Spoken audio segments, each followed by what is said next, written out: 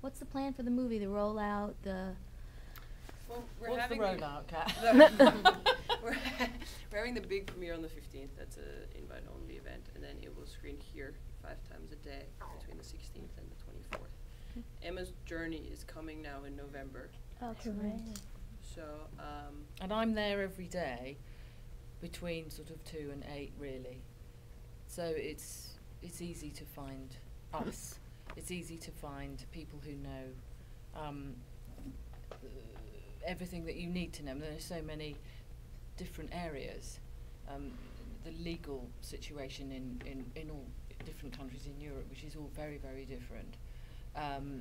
What occurs in what countries to women who've been through this. Also, you can talk to clinicians who have been helping these women, because one of the ways in which a lot of the people who've been tortured in this fashion survive is by inventing alternative identities. And of course some of them don't ever manage to dissociate from that.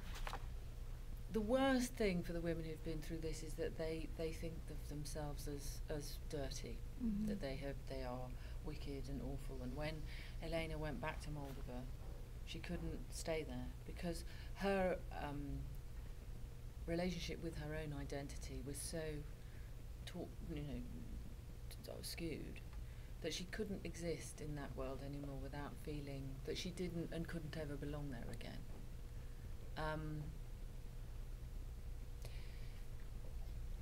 So, what adds to the complexity of it, and I think it's something that, again, is another enormous subject that comes off like great spokes from this central issue, is that their suffering is very complex and produces complex reactions.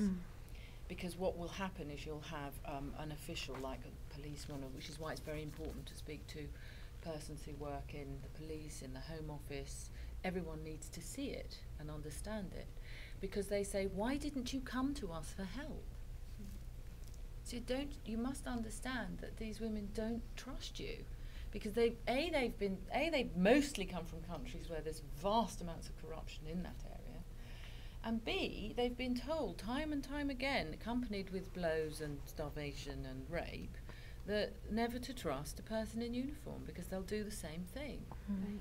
These are young girls with often very little access to education. And they believe it. And I think so would we all at the age of 17 or 18. So it's very complicated, and people do think about it into. I mean, we all tend to the saviour complex is strong in us all, I think. But understanding that is again another aspect of it.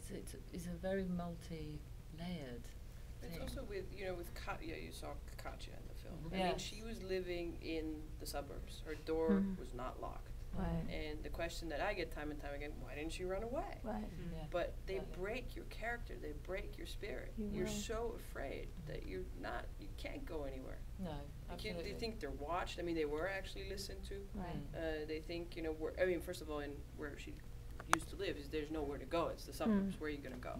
Quite. Nobody's going to believe you. They didn't speak English.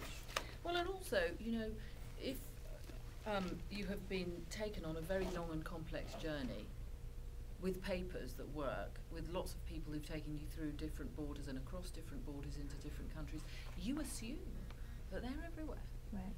Of course. They seem all powerful. They've taken everything away from you. Right. And you believe that they're going to hurt your family. Right. Because most of the traffickers, in the first instance, at the first rung of the process, are persons known to the family. That's what's so awful.